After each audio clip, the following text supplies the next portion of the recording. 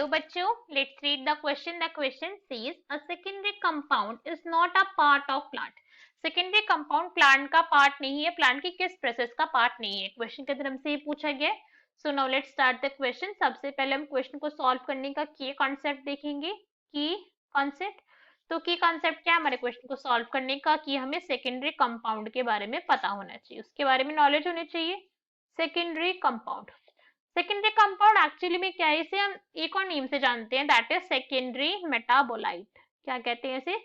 Secondary metabolite. Secondary metabolite का यहाँ पे क्या मतलब है कि ये प्राइमरी नहीं है. तो ये तो बहुत अजीब से डिफाइन बोल दिया हमने. क्या कह दिया कि भाई जो सेकेंड प्राइमरी है उसे सेकेंडरी कह दिया? नहीं. यहाँ पे मतलब ये है इसका कि जो सेकेंडरी वर्ड हमने यहाँ पे यूज करा, इसका ये मतलब है कि इसका प्लांट की मेटाबॉलिज्म के अंदर कोई रोल नहीं है. क्या नहीं है? मेटाबॉलिज्म के अंदर इसका नो रोल है, कोई भी इसका रोल नहीं है. या फिर हम ये बोले कि प्लांट के अंदर अभी तक इसका फंक्शन पता नहीं चला है. क्या नहीं पता चला है?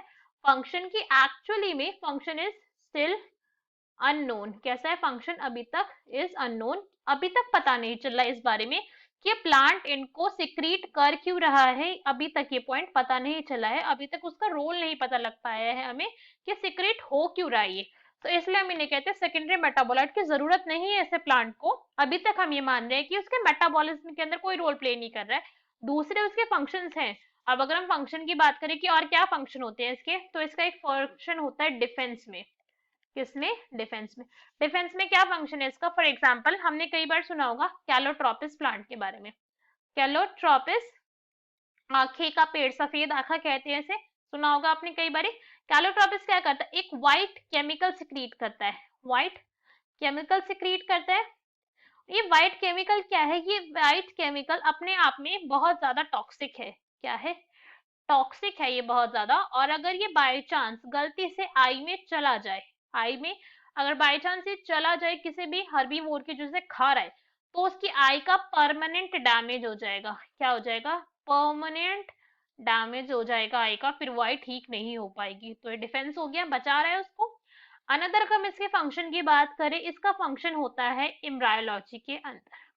अब हमने एम्ब्रायोलॉजी वर्ड यूज करा, तो एम्ब्रायोलॉजी से क्या मतलब है? स्टडी है एम्ब्रायो के अंदर, ग्रोथ के अंदर, बेसिकली स्टडी ऑफ ग्रोथ, कि कैसे प्लांट ग्रोथ शो कर रहा है, कैसे वो डेवलप हो रहा है, उसकी एम्ब्रायो फॉर्मेशन कैसी हो रही है, जाइगोट फॉर्मेशन कैसी हो रही है, इसे एम्ब्रायोलॉजी कहते हैं.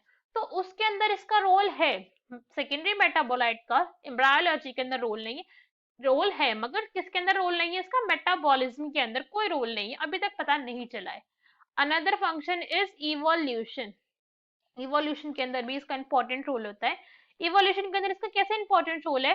बिकॉज ये डिफेंस मैकेनिज्म की तरीके से ये काम आ रहा है. अभी हमने देखा था डिफेंसिव है, तो अपने आप में ये क्या हो चुका? इवॉल्व हो चुका है ये प्लांट, कि अपने आप को हर्बीवोर से बचा रहा है. अभी देखा हमने हर्बीवोर से बचाने के लिए क्या करा है? इवोल्यूशन कर ली, इसने केमिकल सिक्रीट करे. तो इवोल्यूशन के अंदर तो है ना, नॉर्मल प्लांट के अंदर हर किसी के अंदर सेकेंडरी मेटाबोलाइट रिलीज नहीं होता है, मगर अगर कुछ के अंदर हो रहा है, तो ये क्या डायरेक्ट इंडिकेट कर रहा है? ये इंडिकेट कर रहा है इवोल्यूशन की, प्लांट के अंदर इवॉल्व कर गया कि ज्यादा अब हर्बीवोर उसको फीड ना करे, ज्यादा ना खाए.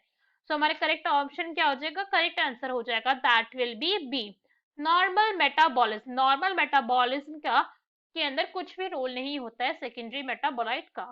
सो our answer B is correct. Hope you understood it well. Best of luck. Thank you.